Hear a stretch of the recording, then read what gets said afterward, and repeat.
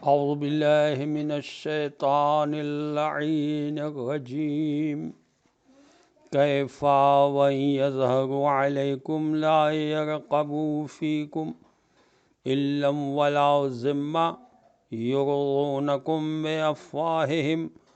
وَتَأْبَى قُلُوبُهُمْ وَأَكْثَرُهُمْ فَاسِقُونَ صدق اللہ العلی العظیم۔ السلام علیکم ورحمۃ اللہ وبرکاتہ۔ اللہ تبارک و تعالیٰ کا شکر ہے کہ سورہ توبہ کی آیت نمبر 8 کی تلاوت کا شرف میں نے حاصل کیا، جس کا ترجمہ یہ ہے کہ بھلا دوسرے مشرکوں کے ساتھ کوئی عہد و پیمان کیوں کر باقی رہتا، جبکہ ان کا حال تو یہ ہے کہ اگر وہ اب بھی تم پر غلبہ پا لیں تو تمہارے بارے میں کسی بھی معاہدے کی ذمہ داری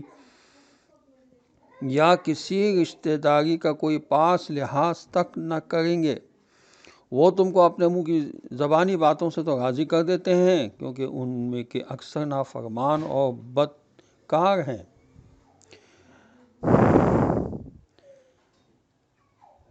فرائل کے معنی قرابت کے ہیں۔ حضرت حسان بن ثابت فرماتے ہیں لعمرک ان لک من قریش کأل، یعنی تیری جان کی قسم تیری قرابت قریش سے ایسی ہے جیسے کہ اونٹنی کے بچے کی قرابت شتر مرغ کے بچے سے ہے۔ عزیزان محترم، حضرت امام محمد باقر علیہ السلام کی حدیث بحر الانوار کی جلد 97 صفحہ 379 پر دعا کے الفاظ ہیں کہ خداوندہ میں تجھ سے سوال کرتا ہوں کہ جب تک مجھے زندہ رکھے میری دنیاوی زندگی میں آسودگی عطا فرما،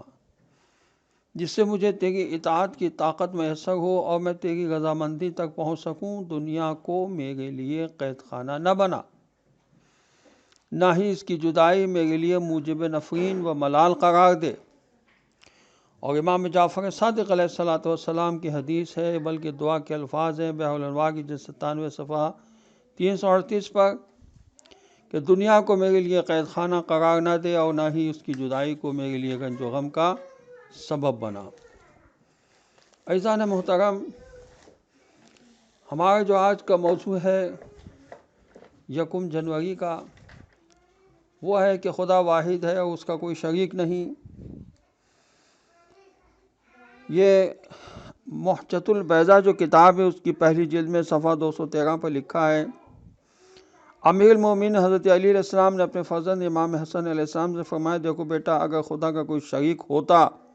تو اس کی طرف سے بھی کوئی رسول تمہارے پاس آتا، اس کی خدائی اور قدرت کی کوئی علامت نظر آتی ہے، اس کی صفات اور افعال کو بھی جانتے، لیکن ہمارا خدا تو تنہا ہے، اس کا کوئی شریک نہیں ہے۔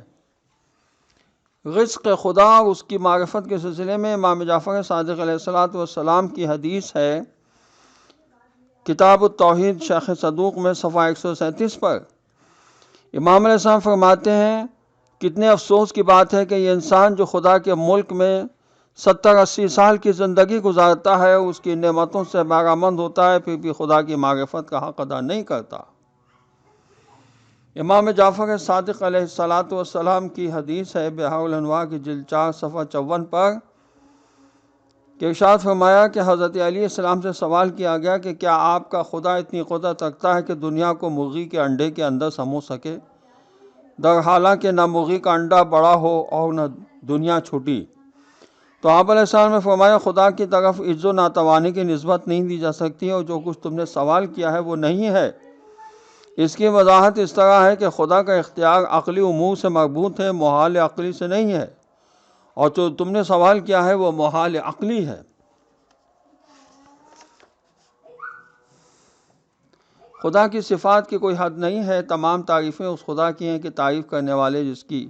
مدحت و ستائش سے عاجز ہیں، حساب کرنے والے اس کی نعمتوں کو شمار کرنے سے قاصر ہیں،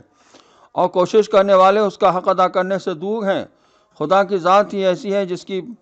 پرواز فکر درک نہیں کر سکتی، یہاں اور علوم کے سمندر میں غوطہ لگانے والے بھی اس تک نہیں پہنچ سکتے۔ اس خدا کی صفات ایسے ہیں جس کی نہ کوئی حد معین ہے اور نہ کوئی منزل۔